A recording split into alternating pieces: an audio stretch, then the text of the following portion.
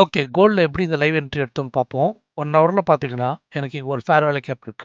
Market கரெக்ட்டா எனக்கு ஒரு ஃபேர் வேல்யூ கேப்ல டச் பண்ணிட்டு மேல போயிருக்கா? ஸோ நான் என்ன பண்றேன், 15 மினிட்ஸ் டைம் ஃப்ரேம்ல போயிட்டு ஏதாச்சும் ஒரு என்ட்ரி கிடைக்குதான்னு பார்க்குறேன். 15 மினிட்ஸ் டைம் ஃப்ரேம் போனேன்னா, எனக்கு எந்த மார்க்கெட் ஸ்ட்ரக்சர் ஷிஃப்ட்டும் இல்ல. நான் அகைன் என்ன பண்றேன், 1 மினிட் டைம் ஃப்ரேம் போறேன். இங்க இருக்க ஒரு ஃபேர் வேல்யூ கேப் எனக்கு ஐஎஃப்சிஜியா மாறி இருக்கு. பட் ஸ்டில் எனக்கு 5 மினிட்ஸ்ல ஒரு மார்க்கெட் ஸ்ட்ரக்சர் ஷிஃப்ட் இல்ல. ஸோ நான் பியரிஷ் என்ட்ரிக்கு ட்ரை பண்ணும்போது, இங்க பாருங்க எனக்கு பியரிஷ் ஃபேர் வேல்யூ கேப்ல டச் பண்ணி திருப்பி ஒரு ஸ்ட்ராங் ரெட் கேண்டில் விடுதா? ஸோ மார்க்கெட் டவுன் ஆக போகுதுன்னு தெரிஞ்சதுனால, நான் வந்து இங்க ஒரு என்ட்ரி பிளேஸ் பண்றேன். ஸ்டாப் லாஸ் இங்க வச்சுக்கிறேன். டார்கெட் இங்க.